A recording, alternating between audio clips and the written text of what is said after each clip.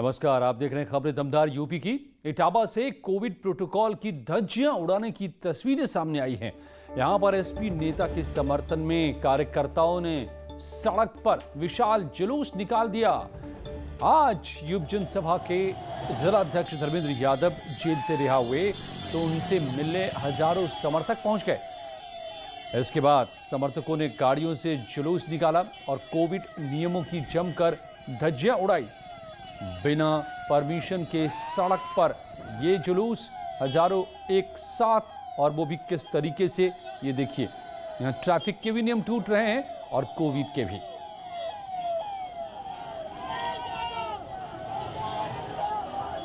तो क्या जताने की कोशिश कर रहे हैं जेल से रिहा हुए एसपी के समर्थक?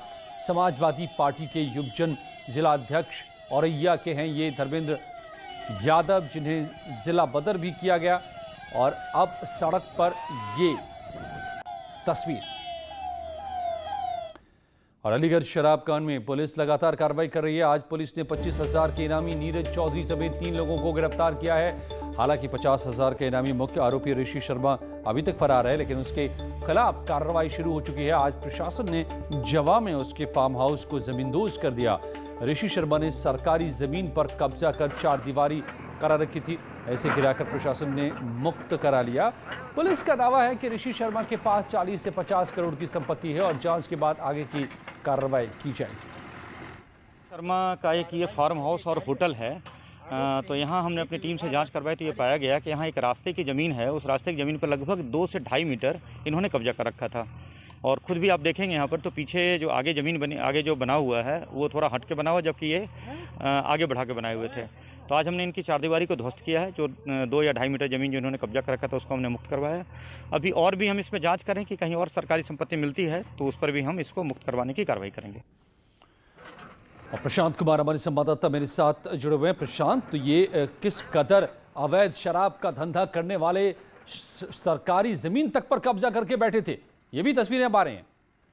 बिल्कुल, देखिए अजय, ऋषि शर्मा जो है शराब कांड का मुख्य आरोपी है और 50,000 रुपए का पुलिस ने इस पे इनाम घोषित कर रखा है। लेकिन बड़ा सवाल ये है कि ये सरकारी जमीन माफिया भी इसे आप कह सकते हैं। जिस तरीके से सरकारी जमीन को कब्जा किए हुए था, तो कहीं ना कहीं शराब माफिया के साथ साथ ये भूमाफिया भी था। लेकिन प्रशासन की इस पर अब तक कोई निगरानी नहीं थी। कोई जो है प्रशासन ने इससे पहले आज तक कोई एक्शन नहीं लिया था। अब जब ऋषि शर्मा शराब कांड का मुख्य आरोपी बना, उसके बाद से प्रशासन लगातार कार्रवाइयां कर रहा है।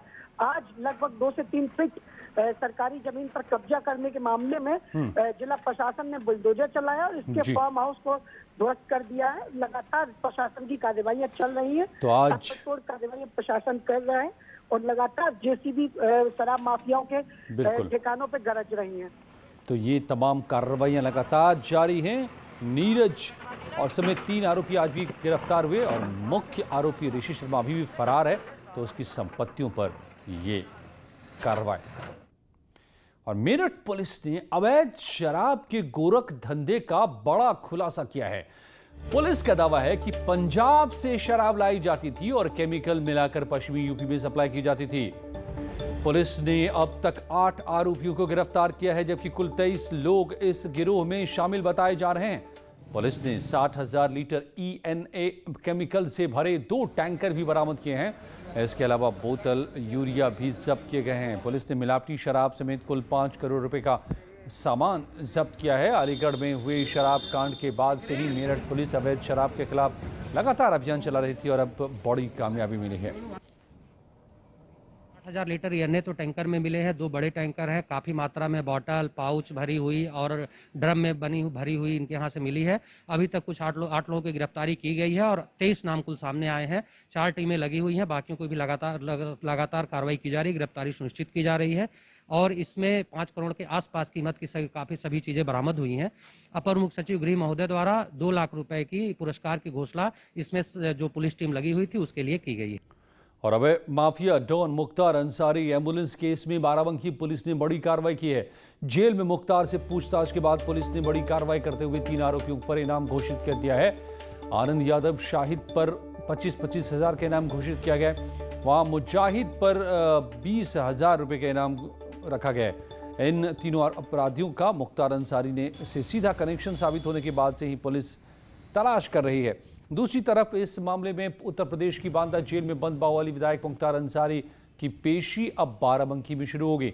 कोर्ट ने एम्बुलेंस के फर्जी कागजात से रजिस्ट्रेशन कराने के मामले में 14 जून को कोर्ट में तलब किया है।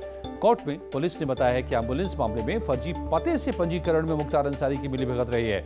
मुख्तार अंसारी ने पुलिस को अपने दिए 161 के बयान में ये कबूल किया है कि उसकी साजिश से ही बाराबंकी में एम्बुलेंस की खरीद और रजिस्ट्रेशन कराया गया था।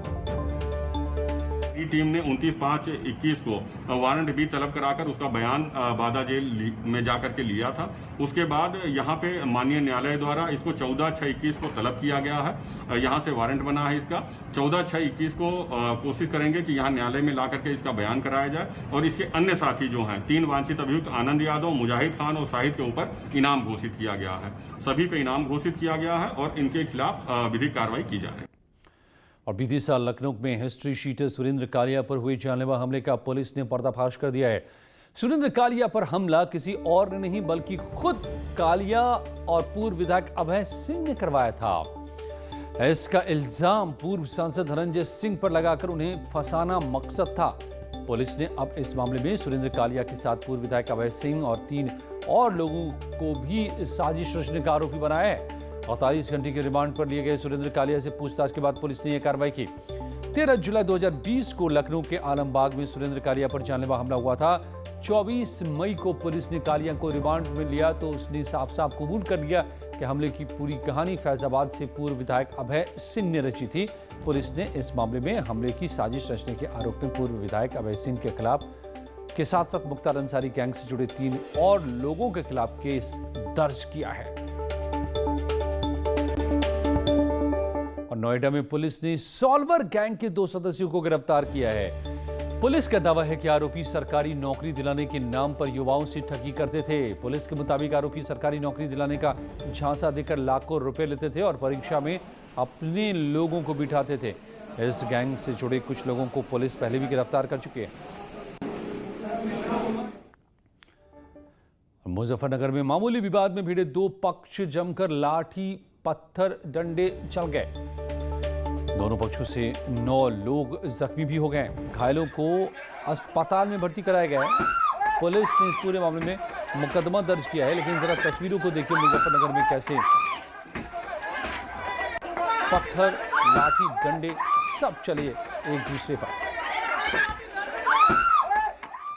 अटेरना गांव में एक ही खानदान के 2 पक्षों के बीच में गाड़ी निकालने को लेकर के आपस में विवाद हुआ। दोनों पक्षों में झगड़ा हो गया।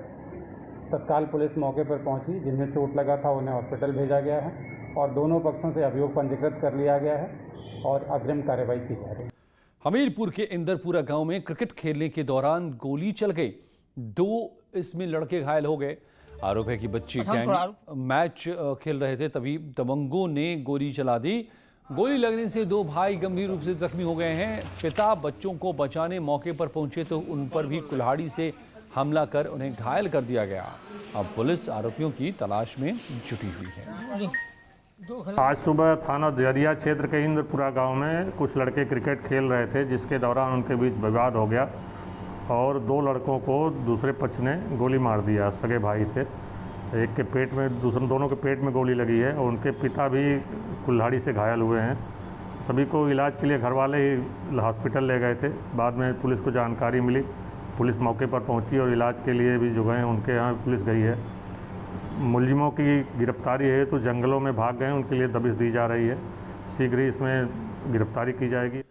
कृषि सुधार कानून को 1 साल पूरे हो गए हैं, जिसके विरोध में यूपी में जगह जगह प्रदर्शन किए गए। 5 तस्वीरें आपके सामने हैं। पहली तस्वीर गाजीपुर बॉर्डर की है, जहां किसानों का प्रदर्शन हुआ। इस दौरान सैकड़ों किसानों ने कृषि कानून की प्रतियां जलाई और अपना विरोध जताया। किसान पिछले 8 महीने से गाजीपुर बॉर्डर में धरने पर बैठे हुए हैं। बागपत में किसानों ने कलेक्ट्रेट में प्रदर्शन किया। किसानों यहां भी कानून की प्रतियां जलाई। हापुड़ में एसडीएम ऑफिस पर प्रदर्शन हुआ।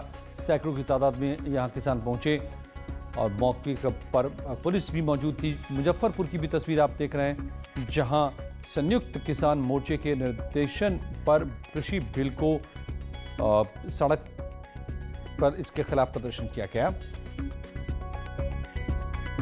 हर जगह आज प्रदर्शन 1 साल पूरे होने के मौके पर। गाजियाबाद में किसानों ने नारेबाजी की, डीएम ऑफिस के बाहर नारेबाजी की। किसान जबरन डीएम दफ्तर के कंपाउंड में घुस गए और डीएम को कृषि कानून के विरोध में ज्ञापन देने की मांग करने लगे।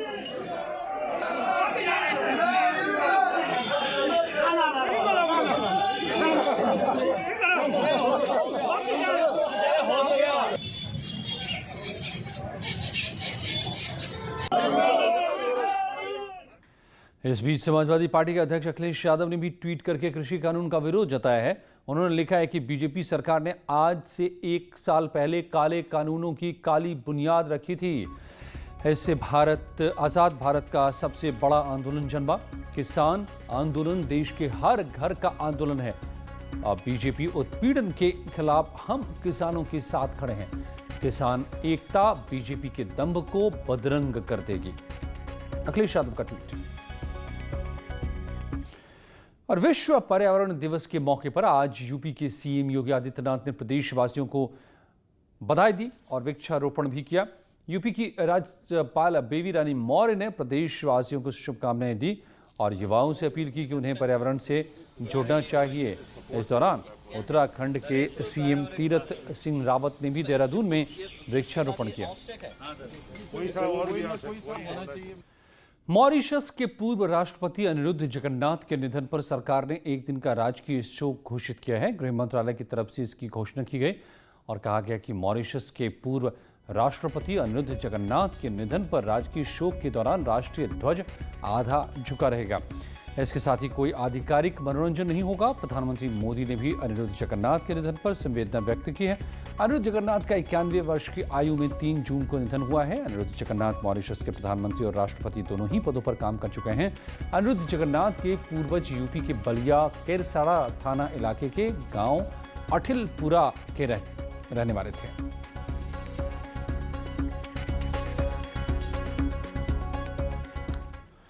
मॉरिशस के पूर्व राष्ट्रपति के निधन पर यूपी के सीएम योगी आदित्यनाथ ने भी ट्वीट करके शोक व्यक्त किया। योगी ने अपने ट्वीट में लिखा है कि भारतीय संस्कृति एवं परंपरा के प्रति अगाध स्नेह रखने वाले वैश्विक राजनेता पद्म विभूषण मॉरिशस के पूर्व राष्ट्रपति एवं पूर्व पीएम पर सर अनिरुद्ध जगन्नाथ जी का निधन अत्यंत दुखद है। प्रभु श्री राम से प्रार्थना है कि दिवंगत पुण्यात्मा को अपने परम धाम में स्थान प्रदान करें। ओम शांति।